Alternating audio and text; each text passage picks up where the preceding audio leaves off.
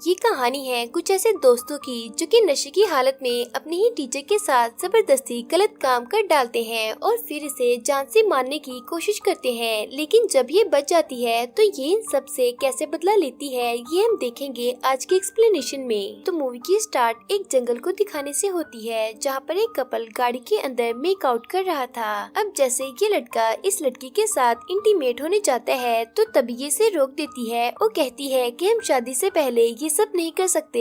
ये सुनकर ये लड़का इसे समझाता है कि हम कब तक ऐसे वर्जिन रहेंगे। इसके काफी फोर्स करने पर ये लड़की मान जाती है और फिर ये दोनों इंटीमेट होने गाड़ी के अंदर जाते हैं, लेकिन तभी इनके पीछे आकर एक गाड़ी रुकती है जिससे ये दोनों कुछ नहीं करते और ये लड़का अपनी गाड़ी से निकलकर इस गाड़ी को चेक करने जाता है जहाँ पर इसे गाड़ी के अंदर एक अजीब सी औरत दिखाई देती है। अचानक ये औरत एक चाकू से इस लड़के पर हमला कर देती है। ये लड़का जख्मी हालत में रेंगते हुए अपनी गाड़ी के पास जाता है, लेकिन ये औरत इसके पीछे आकर इसे चाकू से कई बार स्टैब करके मार देती है। ये देखकर ये लड़की यहाँ से भागने की कोशिश करती है मगर ये औरत इसे भी मार देती है। अब अगले सीन में हम एक और कपल को देखते हैं जिनका नाम जूडी और कैनी होता है। यहाँ कैनी जूडी को इसके घर छोड़ने आया था। जूडी के घर पहुंचकर कैनी इसे किस करने का बोलता है तो जूडी इसे मना कर देती है, जिससे कैनी को गुस्सा आ जाता है। दरअसल ये दोनों एक साल से रिलेशनशिप में थे और अभी तक ये दोनों एक बार भी इंटीमेट नहीं हुए थे।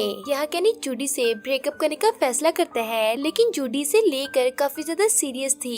ये रोते रोते अपने घर चली जाती है। जब जूडी अपने कमरे में जाती है तो वहाँ इसे अपने फादर ब्रांड नजर आते हैं जो कि एक पुलिस ऑफिसर थे। ये जूडी से लेट आने की वजह पूछते हैं तो जूडी इन्हें झूठ बोलती है कि ये अपनी फ्रेंड की बर्थडे पर गई थी। इसके फादर इस पर काफी गुस्सा करते हैं और कहते हैं कि तुम टाइम से घर आया करो। रात को ब्रांड के पास इसकी टीम की कॉल आती है जो कि इसे जंगल में आने का बोलती है। अब अगली सुबह ब्रांड जंगल में जाता है तो वहाँ इसकी टीम इसे उसी कपल की डेड बॉडी दिखाती है जिसे कल रात उस औरत ने मारा था। यहाँ पर हम देखते हैं कि उस पागल औरत ने इस लड़की को किलो के साथ पेड़ के अंदर गाड़ दिया था। ब्रांड ये देखकर काफी हैरान होता है और ये इन बॉडीज को पोस्टमार्टम के लिए भेज देता है। इधर जूडी तैयार होकर अपने कॉलेज जाती है जहाँ इसे इसका एक फ्रेंड टिमी मिलता है जो कि इसे बताता है कि कल रात हमारे कॉलेज के 2 स्टूडेंट्स को किसी ने मार दिया। ये सुनकर जूडी काफी शॉक होती है कि तभी इसकी नजर अपने बॉयफ्रेंड पर जाती है जो कि किसी और लड़की को इम्प्रेस करने में लगा था, जिससे जूडी काफी जेलस होती है। दूसरी तरफ हम देखते हैं कि फ्रेंड जूडी के कॉलेज के प्रिंसिपल के पास आता है।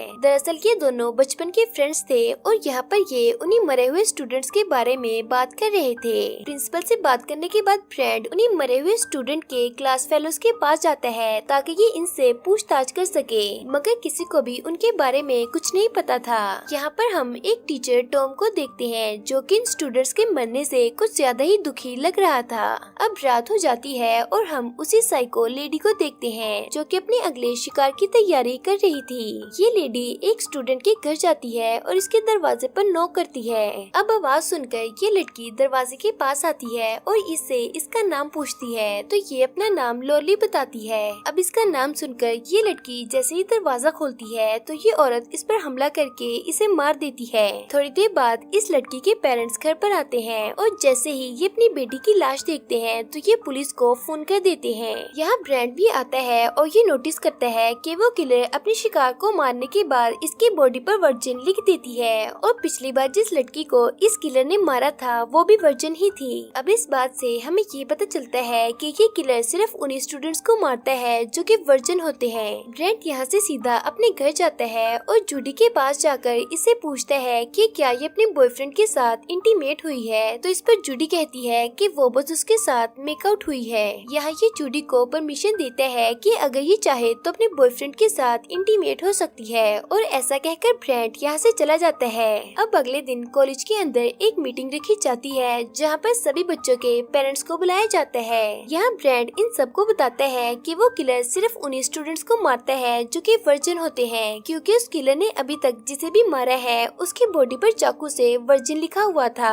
ब्रांड की बात सुनकर कुछ पेरेंट्स के दरमियान में लड़ाई हो जाती है और इस मीटिंग को यहीं पर खत्म कर दिया जाता है। अब क्योंकि इस मीटिंग में किसी भी स्टूडेंट का आना अलाउ नहीं था, इसलिए जूडी अपने फ्रेंड के साथ छुपकर ब्रांड की सारी बातें सुन लेती है। टिमी ये बात सुनकर शॉक हो जाता है और ये अपने फ्रेंड्स को अलर्ट करने के लिए जूडी का फोन लेकर इन्हें कॉल करते हैं। लेकिन काफी देर गुजरने के बाद जब टिमी वापस नहीं आता तो जूडी इसे ढूंढने जाती है, जहाँ इसे एक दरवाजे पर वर्जिन लिखा हुआ दिखता है। अब जैसे ही ये इस दरवाजे को खोलती है तो इसके अंदर टिमी की लाश थी। यहाँ अचानक वो लेडी जूडी पर हमला कर देती है, जिससे जूडी अपनी जान बचाकर यहाँ से भागने लगती है, मगर रास्ते में वो इसे पकड़ लेती है और एक नाइफ से इसकी बॉडी पर वर्जिन लिखने वाली होती है कि तभी जूडी उल्टा इसी पर अटैक करके इसे बेहोश कर देती है। इसके बाद ये भागते हुए ब्रेंट के पास जाती है और इसे ये सब कुछ बता देती है। जब ये उस किलर को देखने जाता है तो वहाँ इसे कोई भी दिखाई नहीं देता।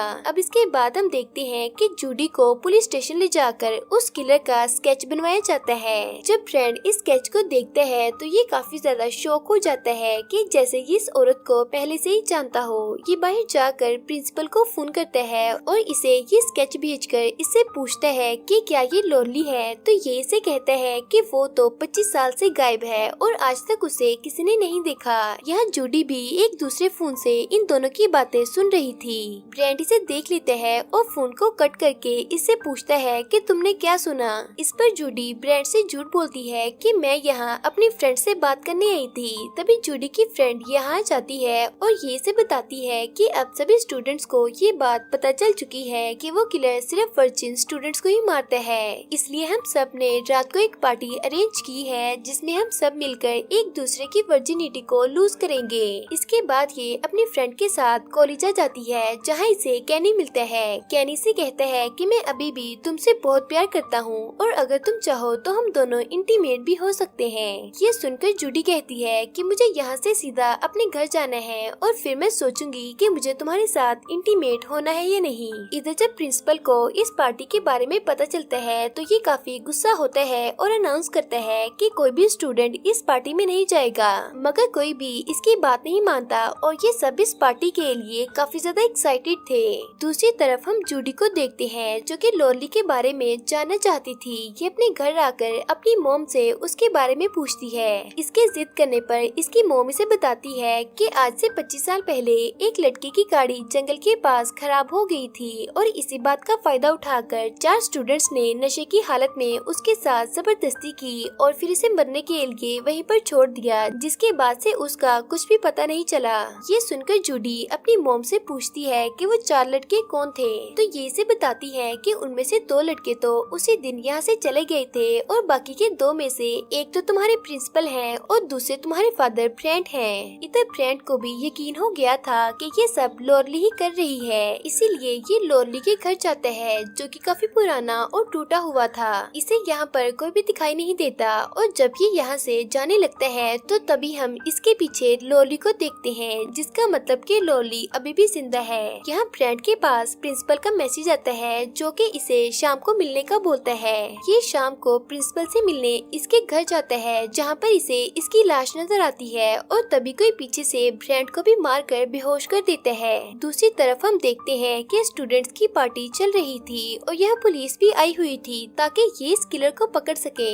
इस पार्टी में कैनी भी होता है जो कि एक लड़की के साथ इंटीमेट होने वाला होता है कि तभी से जूडी की याद आती है और ये इस पार्टी से चला जाता है। इधर हम उसी टीचर टॉम को देखते हैं जो कि एक बड़े से बॉक्स को खींचकर नीचे बेसमेंट की तरफ ले जा रहा था। तभी यहाँ इससे मिलने जूडी आती है और ये इसे ले जाने में इसकी मदद करती है। जूडी को इस बॉक्स में से किसी इंसान की आवाज सुनाई देती है और जैसे ही ये इस बॉक्स को खोलती है तो इसके अंदर हम ब्रेंट को देखते हैं। इससे पहले कि ये कुछ समझ पाती टॉम इसे भी मार कर बेहोश कर देता है। अब यहाँ पर हमें पता चलता है कि वो किलर कोई और नहीं बल्कि ये टीचर है। इसके बाद जब जूडी को होश आता है तो वो खुद को बंधा हुआ देखती है। यहाँ ये टीचर ब्रेंट से कहता है कि तुम अपनी बेटी को अपनी सच्चाई बताओ कि तुमने 25 साल पहले क्या किया था। तो इस पर जूडी कहती है कि मैं सब कुछ जानती हूँ। यहाँ पर हमें ये भी पता चलता है कि टॉम लोनली का ही बेटा है और लोनली ने खुद इसे अपने रेप के बारे में बताया था, जिसके बाद टॉम ने इन सब से बदला लेने का फैसला कर लिया था।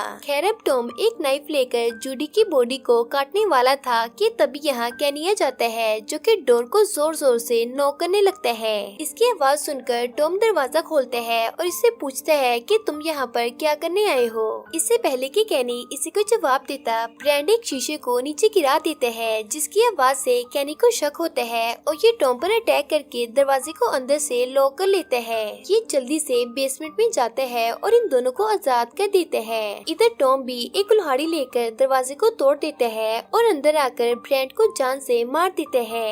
ये देखकर कैनी जूडी को लेकर यहाँ से भागने लगता है और ये दोनों उसी पार्टी में आ जाते हैं जहाँ पर सभी लोग मजे करने में लगे थे। टॉम भी इनके पीछे पीछे यहाँ आ जाता है और सभी स्टूडेंट टॉम के हाथ में चाकू देकर इधर उधर भागने लगते हैं। यहाँ टॉम कैनी पर हमला करके इसे भी मार देता है और अब ये जूडी को मारने के लिए इसकी तरफ बढ़ता है। जूडी अपने फादर की मौत की वजह से काफी सदमे में थी और ये टॉम को खिड़की से नीचे धक्का दे देती है, जिससे लकड़ी का एक टुकड़ा इसकी बॉडी के आर पार हो जाता है। यहाँ सबको लगता है कि शायद ये मर गया और जैसे ही ये इसके पास जाते हैं तो ये एक स्टूडेंट पर हमला कर देता है, लेकिन तभी यहाँ एक लेडी ऑफिसर आकर इसे काफी बार शूट करती है, जिससे फाइनली इसकी मौत हो जाती है। अगली सुबह पुलिस जूडी और इसकी मॉम से इन्वेस्टिगेशन करती है और इससे पूछती है कि आखिर उस किलर ने फ्रेंड को क्यों मारा, तो जूडी से कहती है कि वो इस बारे में कुछ नहीं जानती। अब क्योंकि पुलिस के पास इनके खिलाफ कोई भी सबूत नहीं था, इसलिए ये इन दोनों को जाने देते हैं। जैसे ही जूडी यहाँ से निकलती है तो ये सड़क पर लॉली को देखती है, जो कि अचानक से गायब हो जाती है और ये मूवी भी यहीं पर खत्म हो जाती है।